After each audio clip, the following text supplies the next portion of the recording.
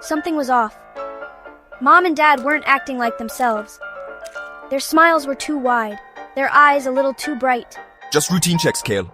When I asked about their day, their answers were vague, almost rehearsed. Mom patted my hand, her touch lingering a beat too long. It sent a shiver down my spine. Dinner was quiet, the silence punctuated by the hum of the Odyssey's engines. Usually we'd tell stories about Earth, about the life we left behind. Tonight their faces were blank, their eyes distant. I pushed my food around my plate, my appetite gone. Something was wrong, deeply wrong. I could feel it in the pit of my stomach. Later that night I lay in my bunk staring at the ceiling. The soft glow of the digital stars did little to calm my unease. I couldn't shake the feeling that my parents were hiding something. Their forced smiles, their evasive answers, it all felt scripted, artificial. A terrifying thought crept into my mind. What if they weren't my parents at all? The thought was absurd, impossible, and yet it wouldn't leave me alone. I tossed and turned, my mind racing. I had to find out the truth. The Odyssey was all I'd ever known.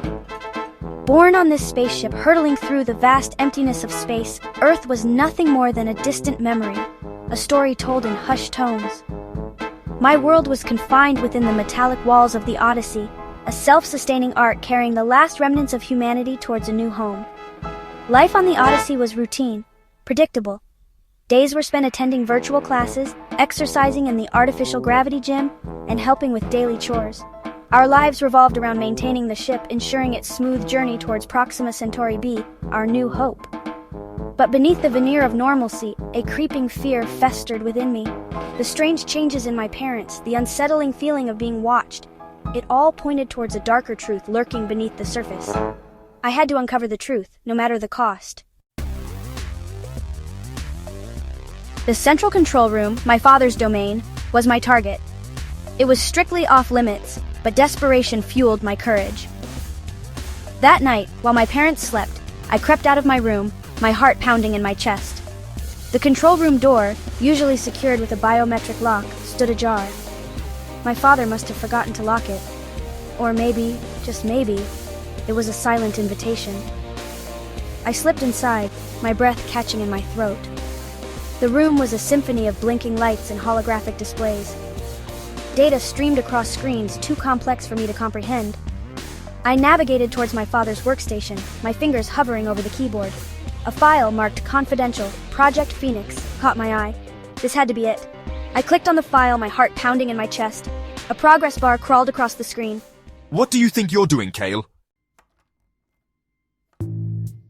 I spun around.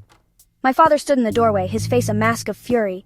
But it wasn't the anger that chilled me to the bone. It was his eyes. They were cold, calculating, devoid of any emotion I'd ever seen in them. I was just curious. I stammered, my voice trembling. Curiosity killed the cat. He said, his voice devoid of inflection. What's going on? I cried, backing away. What is Project Phoenix? He didn't answer. Instead, he grabbed my arm, his grip like a vice. You're not supposed to see this, Kale. He said, dragging me towards a hidden door behind his workstation. The door slid open, revealing a dimly lit chamber. In the center, encased in a glass cylinder, was a figure, a perfect replica of my father. And next to it, another cylinder, this one containing me? What is this? I whispered, my voice barely audible. Welcome to Project Phoenix, Kale, the future of humanity. I turned to my father, my eyes wide with terror. What have you done? We're ensuring the mission's success, son, no matter the cost.